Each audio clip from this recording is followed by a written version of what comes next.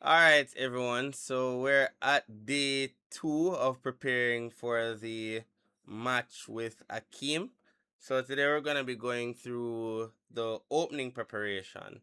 So I looked through a couple of Akeem's recent online games, and I see that, you know, same as he always is, he's a French professional. So I'm going to be spending most of the time looking at French alternatives. Well, alternatives for white to play against the French. I think there's one particular line that I like that I'm going to get into. I also see him play some Petrov from time to time. So I'm going to just get into looking at a little Petrov first, what I'm going to do against the Petrov, and then also I'm going to start looking at some French lines. All right. Now let me go here. All right. So e4, e5, knight f3, knight f6. So this is the Petrov that I know he likes to play sometimes. I think I'm just gonna go with knight takes e5. D6, knight back, and after knight takes e4, I'm just gonna go with bishop to d3 here. This is a line that I've played against him, I think, over the board as well. But I liked it. I like the positions that I get, so I'm probably just going to repeat it. So immediately I pose a question to the knight. I see he likes knight to play knight to c5 against this alternative. I just bring the bishop back. The idea is that you want to play d4, gaining the center with tempo. So pawn to d5, pawn d4. Knight goes back into place. I just castle. Bishop d6. I launch the c pawn, attacking d5. Pawn to c6. Okay, knight to c3. Continue my development. Knight takes. Pawn takes. Castle. Of course, he wants to get out to the center. I play pawn to c5. I think is a good move here. Just gaining more space. Force the bishop away from its ideal spot on d6. And just gaining more space on the queen side. So bishop c7. Probably wants to go knight d7 at some point. Bishop g5. So we immediately try to exploit black's lack of development and induce a big weakness on the king side. So pawn to f6. He starts to weaken his light squares. Bishop back. An idea is you want to go queen c2, bishop d3. At some point, we'll play rook to b1. And you just continue to put pressure on the black's position. So I don't really need to go much further in that line. I think just looking at one more line in the Petrov. Just one more. Knight takes e4. I think after knight c5, back, normal. Yeah, so if he doesn't take on c3 immediately, I think I can play queen b3 to just add more pressure on the d5 pawn. D takes c4, bishop takes c4, knight takes c3, pawn takes c3, and now knight to g5 is threatening in the air, targeting f7. So here, I think knight, pawn to b5, I think is the strongest move. In bishop's development, bishop back to d3, bishop e6, queen back to d1, and now I'm threatening knight to g5 again. Typically I like the queen on d1 because we're anticipating black's bishop coming to d5. So if we keep the knight on f3 defended, we can go for moves like pawn to a4 which will help to dislocate the bishop when it reaches on d5. And of course, knight g5 is always a problem for black because it attacks the bishop, attacks here. So they're doing well. Alright, so now I want to get into some French lines.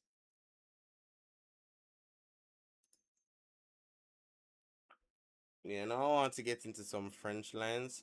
So Akeem is a French expert. He's been playing the French for years, and even online, whenever he's playing strong players, he tends to play the French still.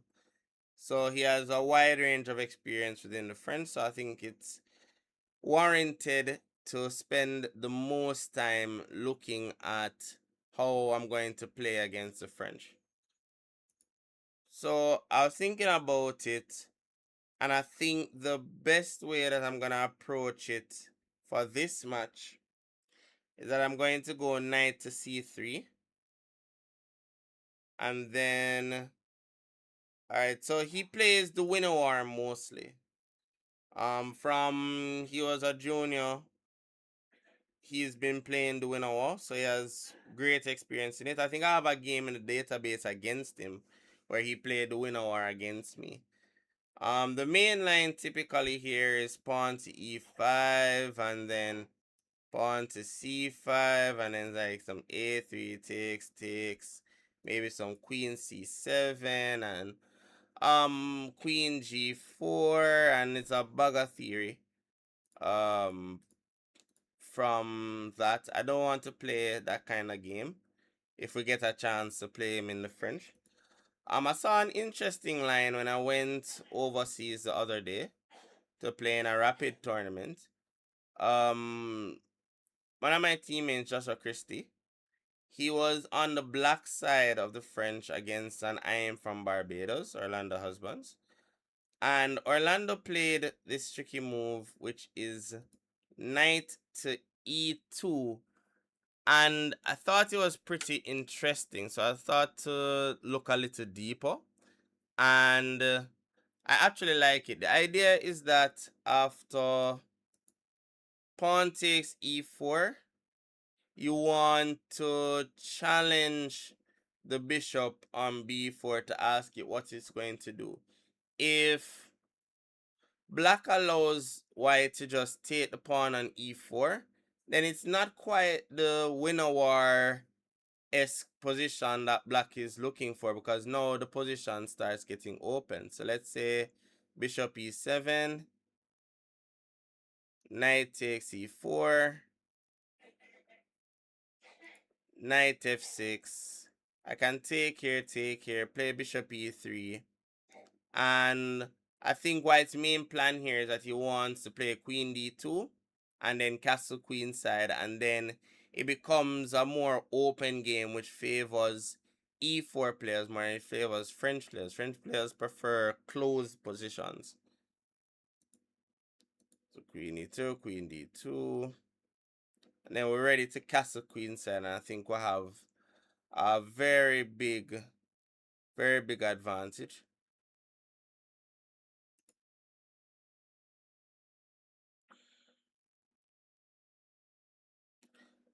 But here, the main line after bishop here takes, pawn takes, a3, is actually to take the knight on c3 and give up the bishop pair. Now, black gives up their dark square bishop, but will try to hold on to their extra pawn, because of course they did just take a pawn on e4. This is an example of like making an exchange in order to not lose a tempo in the long run. The bishop may be valuable, but by keeping up the pace, black can pose some immediate problems. Right? So knight takes c3, and I think from what I've seen, I think Akeem likes the line with knight to c6, just attacking the pawn immediately here. and it's not easy to defend it. But here I think there's a special move, bishop f4, which poses questions to black immediately, because immediately I threaten knight to b5, which I don't think black wants to see. So here, knight f6 is the main move. Knight takes d4 can't be played because of bishop e5, and you're attacking the knight and attacking the weak pawn on g7. Yeah, so that's just a blunder. Easy blunder there. Same thing if queen takes d4, then the surprising knight to b5 actually almost ends the game, really, because after queen takes d1, rook takes d1, the c7 pawn is falling, and white has all the activity and is gonna have the better game. Alright, so the main line, knight f6, bishop b5 pinning.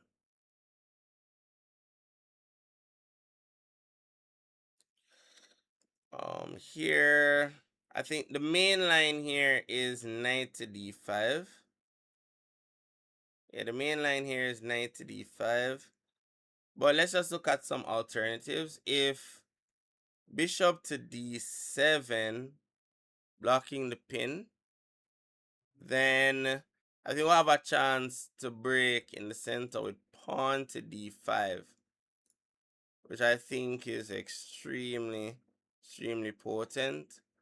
So for example, if e takes, knight takes, knight takes, queen takes, castle, castle, you're just going to regain the pawn on e4, and I'm going to enjoy the bishop pair.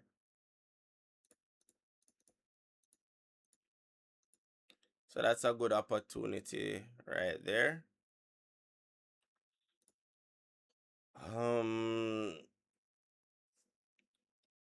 Castle, I think, is the more common move. And we're gonna look at that in just a little bit. We're gonna look at that just a little bit. So after bishop takes c6,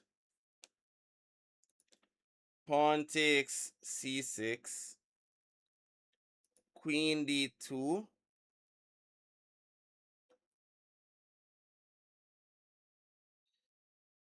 I think knight d5 is common, but then we just castle queen side. And these black's damage pawn structure is going to tell in terms of us getting that advantage. So let's say knight takes c4, queen takes c4. Of course, he has to hold on to the pawn, or else we're just better for nothing. So pawn to f3 here now, for chip away at the black center. It just looks like a very difficult position, because after, let's say, e takes g, g takes f3, so we'll have open file here, file weakness on e6. It's not going to be an easy position for black to deal with in practice. It's going to be very difficult. So let's just look back at the main line, which is after knight c6, bishop f4, knight f6 main, bishop b5,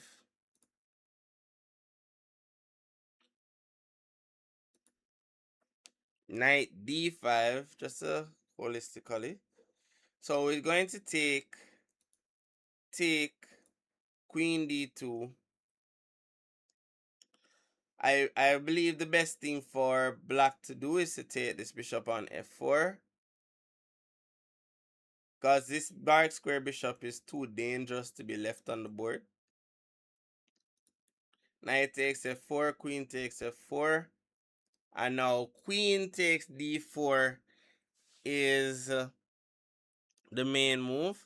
So black wins the central pawn, so we can't castle queen side immediately.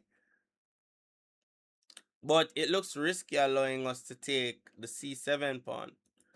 So queen takes c7, castle,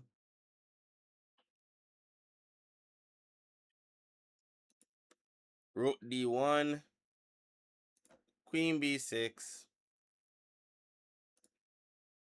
queen takes, it takes, rook d6, and I like this endgame for white.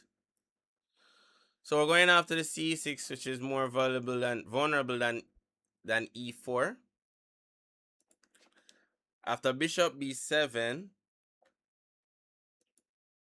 we'll have king e2, and then rook is gonna double on the file. No trades will be possible. We're gonna completely dominate the file, and I think white just has a way better endgame here. So I think white definitely can say that they have an advantage in this position. So definitely I like what I'm seeing here for white in these positions. All right, another thing that Akeem can play instead of the winner war, which I've seen in some of his games, is that he can also go for, after e4, e6, d4, d5, knight f6. I think I'll go with bishop g5. And he personally likes the McCutcheon from what I've seen. So I think I'm going to go with the main line e5. Pawn to h6. Bishop back to d2. This is all pretty standard theory. Bishop takes e3. Pawn takes e3, maintaining the center. Knight to e4. And now bishop to c1.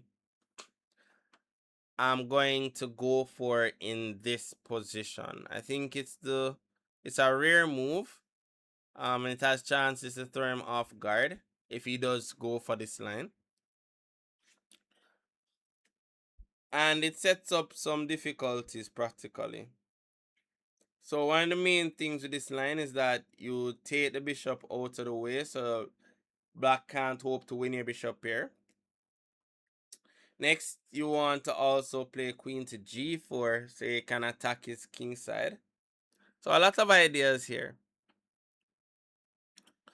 So black has a couple of moves. He can play pawn to c5, which first move we're gonna look at. It's most natural for a French player. So knight e2. So we defend the pawn on c3 and we get ready to kick the knight back with f3. So we have made sure that we can meet the check on h4 with pawn to g3 after we play pawn to f3. So knight c6. So this is kind of like a lazy move. So pawn to f3. Knight to g5. And now, knight to move, which is a benefit of us playing the bishop to c1, is now we can go bishop to a3. So the thing is, we want to force black to release the tension that is going on between the pawn on c5 and the pawn on d4. The bishop is really strong along the diagonal, so stopping black from castling kingside. We're not sure yet if we want to play h4. We can do this at... We're not sure if we want to play h4 yet. We can do it at almost any moment, so don't need to rush it. So c takes d4. And now pawn to h4. No. We need to kick the knight away to the h7 now. The knight could create some problems for us if it stays on g5. So knight goes back to h7. And now knight takes d4. Very critical. Very critical. The idea is that we want to play knight to b5 at some point and get into d6 with the knight, or we want to take on c6 and then plant the bishop in on d6. So if I move like knight takes d4, we just play queen takes d4, and king has problems staying in the center. All right, let's look at the other line. Let me check some more variations. So we're looking at this position with bishop c1, pawn to c5, knight to e2, of course preparing to play pawn to f3, c takes d4. So this plays a couple times, it's pretty common. C takes d4, now knight c6. So black release the tension. So here, pawn to c3. So this is important move to prepare pawn to f3. So once we kick the knight back, we can get our bishop to a3. We can get our bishop to a3. Right?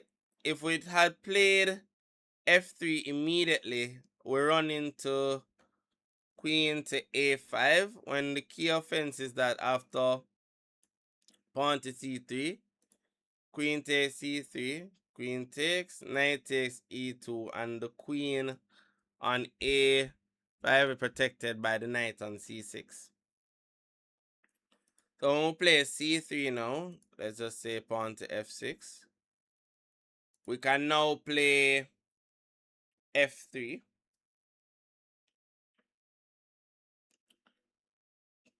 And maintain the attack on the knight without worrying about knight takes c3. So pawn knight g5, pawn h4, knight f7, and then pawn f4. And we maintain the tension, keeping our e5 pawn alive. The knight on f7, right, is severely restricted now, and we're going to play knight g3, bishop e2, then castle kingside, and then we should have a very supreme position.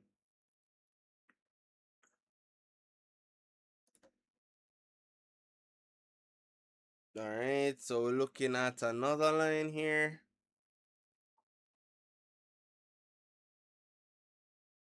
Still looking at c5, knight e2, queen a5. Queen a5 immediately, so instead of taking on c4, queen a5 immediately, black goes for the c3 pawn, because why not? It's a weak pawn. But here, pawn to f3. There's no actual threat in the position. This is a nice hidden trap that most black players would fall into, I must say. So here, if knight takes c3, queen d2, c takes d4, knight takes d4, and now there is this deadly pin of this queen, this knight to the queen. Because if he moves the knight away, he can't protect the queen. And bishop b2 is a huge threat. So queen c7, bishop b2, knight a4, and knight b5, looking to go knight d6. And the knight heading to d6 and the bishop to a3 is coming shortly after that. Black already looks like he's pretty toast in this position. Alright, one more thing we're going to look at. We're going to look at knight takes c3. So let's look at this position. After bishop c1, knight takes c3. So for good or bad, black takes the pawn. It's the most natural move to make. Why not just take the pawn, right? But here, we can play queen g4, force the black to make some concessions. King f8, I think, is the most normal move here to make. But then we'll have, well, just to avoid making any pawn moves and creating more weakness. But then we have queen to g3. So we attack the knight on c3. Attack the knight on c3.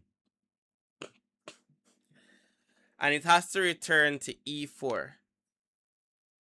It feels like we're hunting prey at this point with no one to defend the knight. So knight e4. Queen a3. We get a tempo against the black's king. I will then presume going after this guy here. King g8. If queen e7, we can go bishop d3. And then we're going to play knight e2 next. And then kick the knight away. And we're going to have a good game in this position, especially the fact that these pieces are very far from coming back into the game.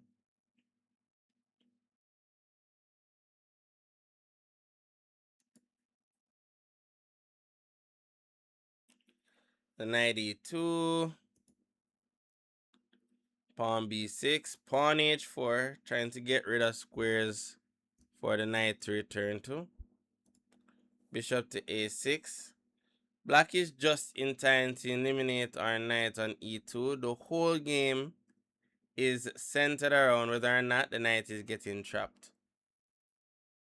Now rook h3. The only move renewing the threat of pawn to f3. Because now the knight won't have knight g3 if bishop takes e2. So bishop takes e2. Bishop takes e2. Knight c6. And pawn to c3. And we defend the d4 pawn and are ready to play f3 yet again. Black is in some big trouble right now. Because the two bishops are way better than... The two bishops here way better than the two knights in this type of position. Alright? So that's my preparation for Akeem with the white pieces. For the black pieces now, I know he likes e4. I'm just gonna play c5, knight c3, knight c6. He likes d4, so here. I'm gonna keep the black preparation extremely short because I don't know what he'll play as white. Right? I don't know what he's gonna play as white, so I'm just gonna prepare one thing, and I'll just, whatever else he plays, I'll just deal with it at the board. So after knight takes d4, pawn to e5, my trusty Kalashnikov.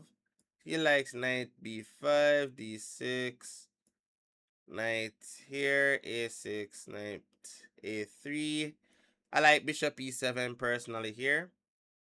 Knight c4, b5, knight e3, knight here. And he tends to like the g3 setup. So I'm gonna play this move h5. I've seen him go bishop g2. I'm gonna play h4. Typical main line here is castle. You don't want to take on a3 on g3 just yet. Here I like the move rook b8. So I think this move may surprise him. I think the best move here is probably just to play knight d5. I'll take. If pawn takes, I'll play knight here. And if he tries to trap my piece by taking away the f5 square from my knight, let's say play pawn to g4, I'll just play pawn to h3 first, bishop to e4, and then I'll play pawn to c3, pawn to b4 here, as a prophylaxis against c3. So if pawn c3, I play knight b4. I think that's better than playing pawn takes, because if I play pawn takes, knight here, there might be some possibilities down the line of playing pawn to a4, which may be annoying. But if I keep it on the board, I play knight here, a4 doesn't become a possibility. And if pawn takes here, then I believe I think a number of moves can be played, but I think probably bishop g5 here is good. Just with the idea that you want to probably play like bishop f4 and bring more pieces to the king side to attack. If he allows me to trade the bishops, I will. And now I still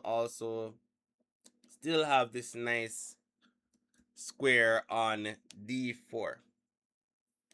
Alright guys, so that is my preparation, my opening preparation. I don't know if any of this will actually come on the board during the match, but you know what they say, if you fail to prepare, you prepare to fail. So it's better that you have something prepared and it doesn't come then than you prepare nothing at all and everything that you could possibly see actually does happen and then you regret it, right?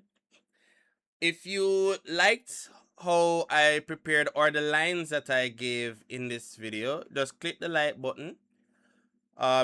For the match that's going to happen, in order for you to not miss any of the action, you can subscribe so you can stay tuned to see when the video of the actual match games are posted.